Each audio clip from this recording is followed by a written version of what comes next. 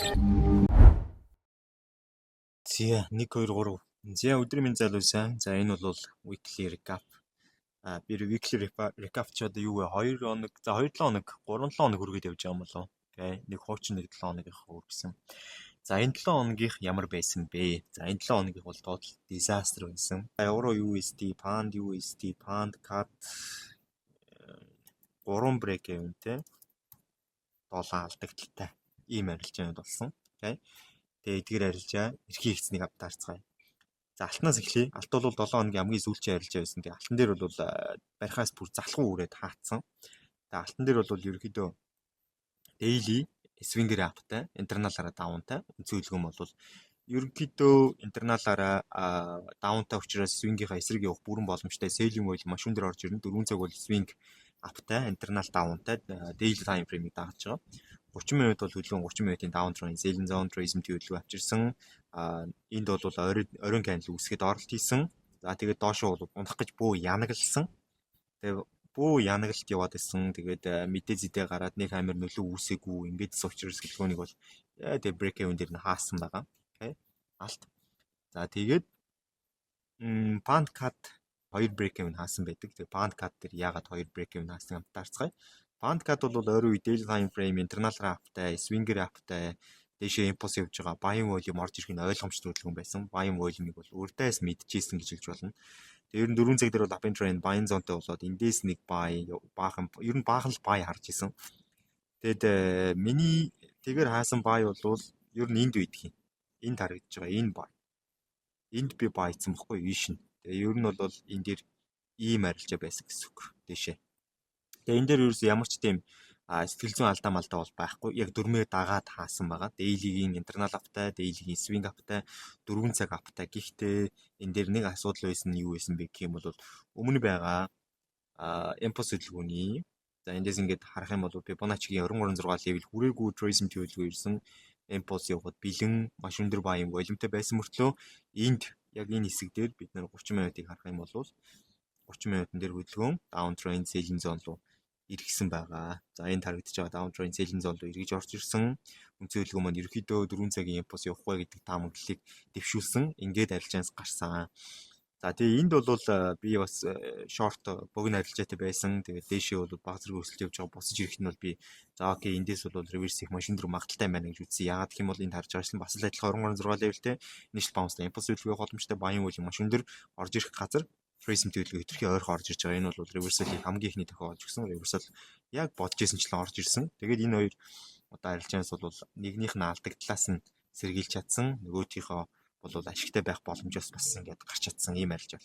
За тэгээд нэг ихний бай харсан, хоёр дахь бай, гурав дахь бай, дөрөв дахь баяг харсан. Ингээд бүгд бол орж ирээгүй.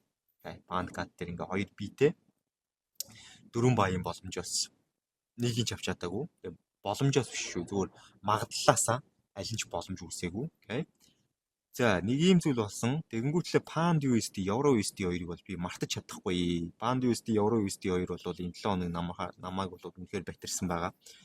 Pound USD, Euro USD хоёроор 7 хоног эхэлсэн. Би энд buy хийсэн. Окей. Buy арилжаа маань нэгдсэн, buy маш гоё явж исэн ч гэжтэй. Ер нь бол яг энэ хэсэгт л би buy хийсэн учраас ямар нэгэн buy бол нэг гоё яваадсан байхгүй зүгээр энд нэг юм rejection гарч ирсэн. Дээшээ бол хөдөлж исэн. Тэгээ хөдөлгөөн маань миний SL-ийг авсан, буцаад impulse явсан. За энэ дээр бол ямар сэтгэл зүйн алдаа, ямар нэгэн анализийн алдаа байхгүй. Харж байгаачлан би ерөөдөө орсон цэгээс миний SL-ийг авчаад reverse хийчээд 4 цаг ямар шаардлагагүй reverse хөдөлгөөн хийчээд дэше явсан байгаа. Окей. Daily time frame үнцэн хөдөлгөөн downtrend selling zone-тай байсан. Гэхдээ яг daily time frame эсрэг явах боломж нь бол өмнө яруулын дэмжлэг дээр ойсон байсан учраас эсрэг явах боломжтой. 4 цаг дээр хөдөлгөөн 4 цаг up and trend buying zone-тай байсан учраас daily time frame swing эсрэг явах бүрэн боломжтой болчихж байгаа. Daily time frame tourism төлөвлөгөө явж байгаа гэдэг байдлаар Fibonacci 23.6 level хүрээгүй ийм level дээрээс үнцэн хөдөлгөөн маань дэше явахад бэлэн болсон. За ингээд хөдөлгөөн дээр Yorol үүссэн, арилжаанд орсон 30 минут reverse хийсэн байсан дэшээ. Тэгээд буцаж орж ирээсэл цогчоод тэгээд буцаад тэр 7 хоног жинго өссөн. Би тэр 7 хоног дахиад нэг buy харсан. Тэр buy дээр бол боломж надад өгөөгүй. Тэгээд шууд дэш өссөн. Эхний buy дээр л явчих байсан buy volume яваагүй. За Euro USD-г бас би мартаж чадахгүй. Яагаад гэвэл Euro USD бол бас л адилхан яг за яг Pand USD шиг тийм хүчтэй баярууд орж ирээгүй ч гэсэн стил үргэлжилж байгаа арилж байгаа. Тэгээ энд харж байгаа ажлаа миний эсэлийг энд авсан. Дэшээ бол эсэл авсны дараа баян волюм маш ихээр орж ирсэн. Ядаж надад энд таах боломж бол үүсэх байсан. Хэрвээ дээшээ оройгоо миний эсэл явахгүйгээр эвдсэн болов те. Тэгээ ер нь хөдөлгөөн дээр бол евро USD бол нэлээд их батарж байгаа л та. Сүүлийн үед бол намайг бол байнгын батарейстэй байгаа. Окей. Тэгээд хөдөлгөөний хувьд бол евро USD, панд USD хоёр дээр алдаа гаргасан. За тэгээд бусад арилжаануудыг нь яриг гэх юм бол бусад арилжаанууд дээр бол ер нь нэг би өөрийн зүгээс гаргасан алдаа гэдэг юм байхгүй. За ер нь яг алдаатай байсан байж магадгүй болон зүгээр аз хүртэл тохиолдсон арилжаанууд бол нэг иймэрхүү байлаа. Окей. Тэгээд панд кат дээр бол бүртээ арилж байгаа дөрмийн дагуу хаагаад аз хүртэл тохиогоод дэш явцсан. Евро USD, панд USD хоёр бол цэвэр зүгээр аз хүртэл гэхээс одоо гэх юм уу эсвэл бол угаасаа л маркет ингэж хөдөлдөг ч гэх юм уу те. Окей.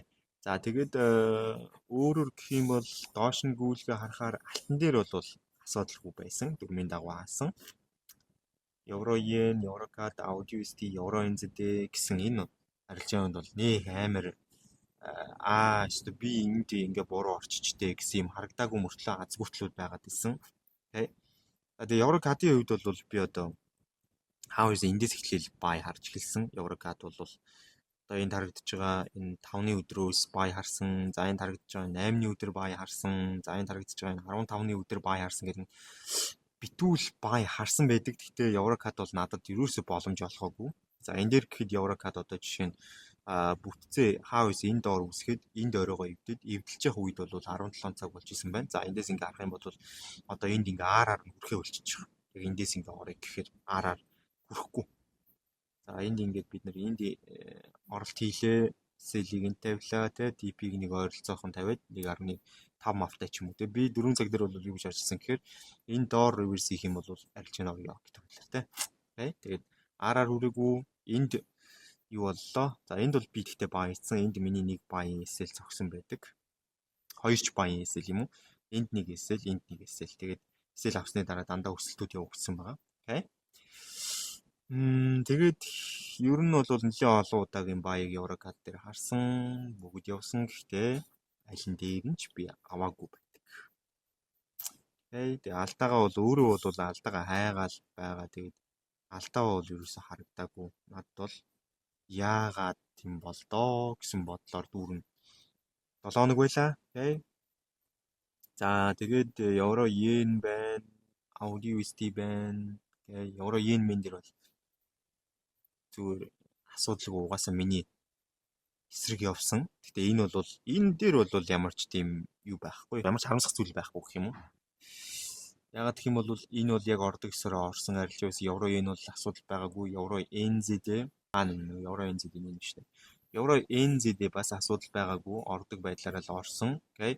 Тэгээд евро NZD дээр бол энд гараад ирвэл байд нэг шаржсан. Trace төгөөгүй. За Катин дээр нэг юу байлаа? Би Катиныг л нэг сонирн байсан санагдаад байх юм. Тэг Катин дээр би 3 сел харсан байхгүй. За эндээс эхлүүлээд одоо 7 хоног эхлэхэд нэг сел, энд нэг сел, дахиад энд нэг сел гэдэг. Тэг эхний 2 сел бол угаасаа ерөөс надад боломж өгөөгүй. Нэг нь хоёлаа ер нь нэг нь бол ерөөсөө оройн кандл өгөөгүй. Нэг нь Аз дээр яваад гисэн. Гурав дахь нь болохоор надад боломж өгсөн. Гэхдээ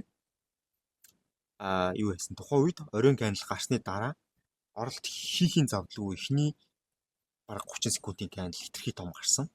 Тэгээ миний аараар бүрхээ болчихж байгаа. Окей. Тэгээд арилжаанд орчтой. За иймэрхүү байдлаар 7 хоног бол өнгөрсөн. Тэгээд том муухай байсан миний хувьд бол миний арилжааны зорилтуудад ерөөсөө хүрээгүй. Алдагдaltaй 7 хоногуд бол байгаагүй гэж хэлж байна. Тэгээ энэ 7 хоног бол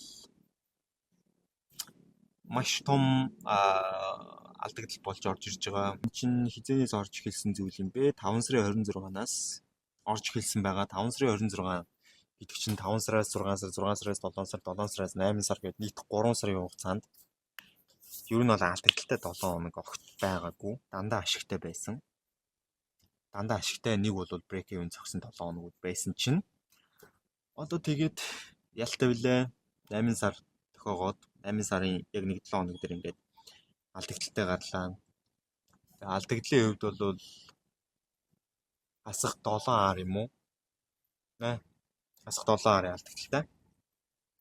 Тэгээ ер нь гэхдээ яг уу алдагдал бол угаасаа тохиолдно.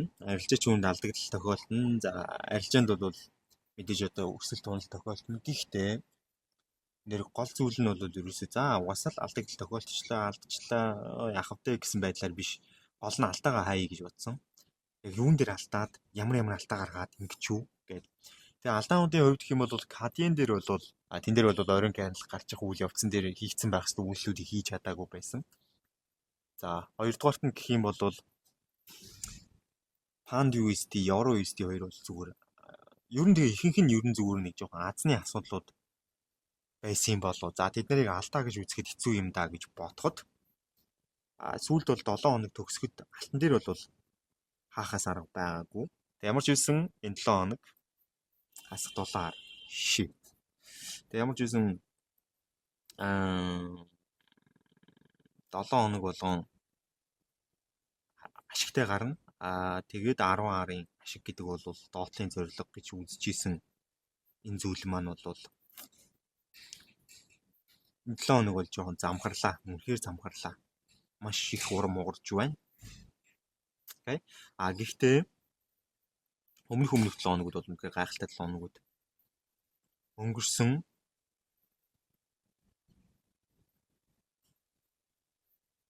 Гайхалтай сарууд өнгөрж байгаа. Тэгээ энэ сар бас дуусах арай болоогүй байна. Тэгээ эх 7 хоног маань гайхалтай байна, итгэлтэй байна. Окей. За тэгээ мэдээж алдагдлалтай 7 хоногч байна, ашигтай 7 хоногч байна. Weekly recap гэдэг зүйл бол ороод явна. Monthly recap бас оруулаад явъя гэж бодож байгаа. Гэхдээ monthly recap бол баг орохгүй байх. Monthly recap би зүгээр нэгтгэж жагаад нэг ярьчих гэж бодоод байгаа. Олон сараар нь нэгтгэж байгаа те. Өнгөрсөн 3 сарын хугацаанд ч гэдэг юм нэг юм байлаа. Тэгээ би 50 артаа 7 хоног, 10 артаа 7 хоног, 928 артаа 7 хоног гэд нийт 3 7 хоногийн үр дүн гаргаад тавьсан байгаа. Энэ бол 4 7 хоногийн үр дүн байлаа. Окей. Бүгдээ намжлал хүсье. Жаргал бэксэлээ. Баярлалаа. Баяртай.